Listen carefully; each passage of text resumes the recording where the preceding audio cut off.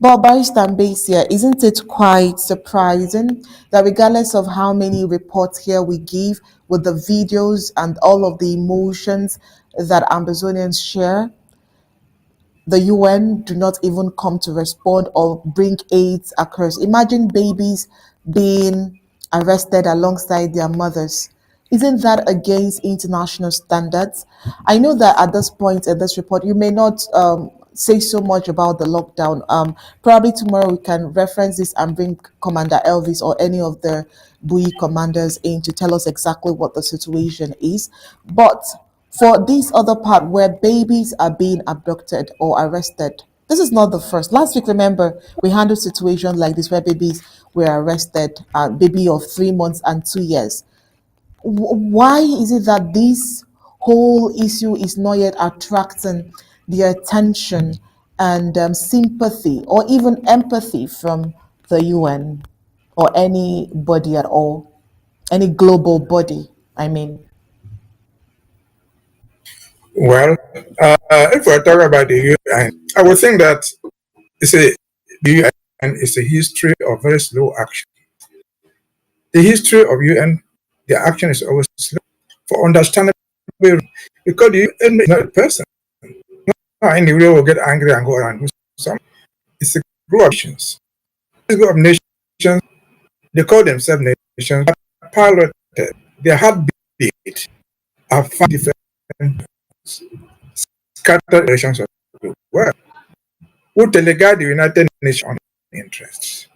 Among them, France, that in addition of the United Nations.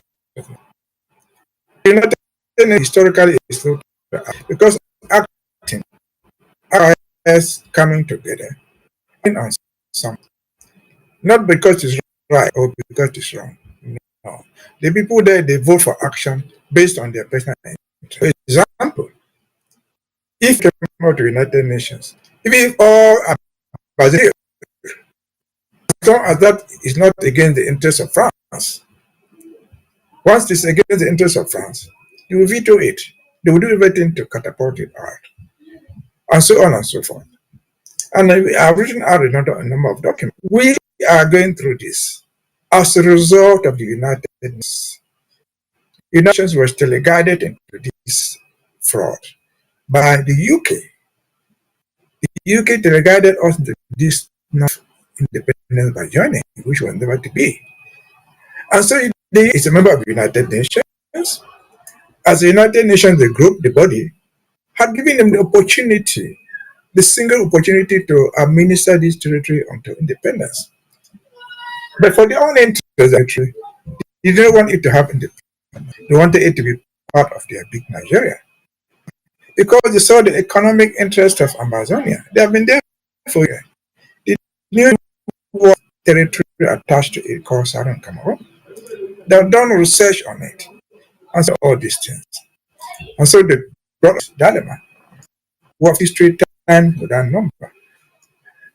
But the United Nations in 25, the United Nations 45 agree to that. Are they going to act? They would. How soon will they do it? I don't know. Wait for their action. The war is a fight. The struggles. We shall live or die with this struggle. It is our responsibility to make sure the United Nations acts. What do we do to make sure they act? Is to give them the information wherever and whenever is necessary.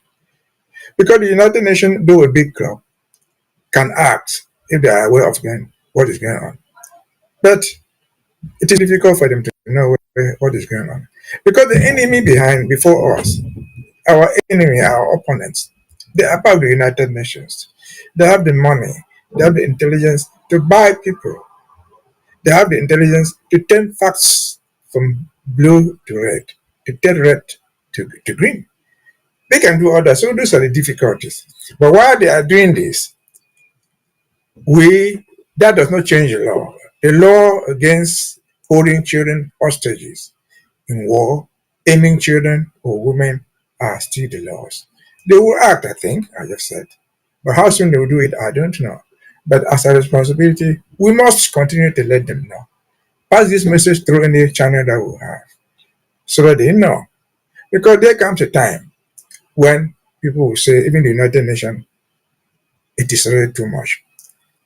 I've said here before, it took the Palestinians from 1948 to 2025, 2024 actually, for the United Nations to say, well, this is too much. And for one member of that United Nations, South Africa, to take Israel to the United Nations Court, the International Court of Justice, and they obtained judgment. The fight is still going on there though, but we see changes happening. Netanyahu is afraid, even with the analyze. But again, that was since 1948 that they have been struggling.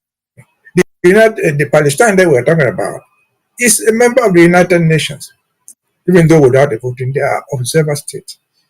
And if they can get through all these difficulties for centuries, for decades, without solution, in the very United Nations, we don't expect us to last that long. It just illustrates that the United Nations, as big as it is, sometimes they are inactive, or at best, they are very slow to act.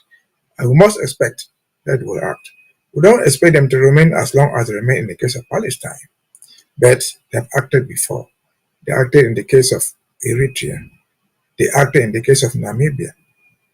They acted in the case of Comoros and others have acted around the world. And so they will come. All we need to do is to make them know.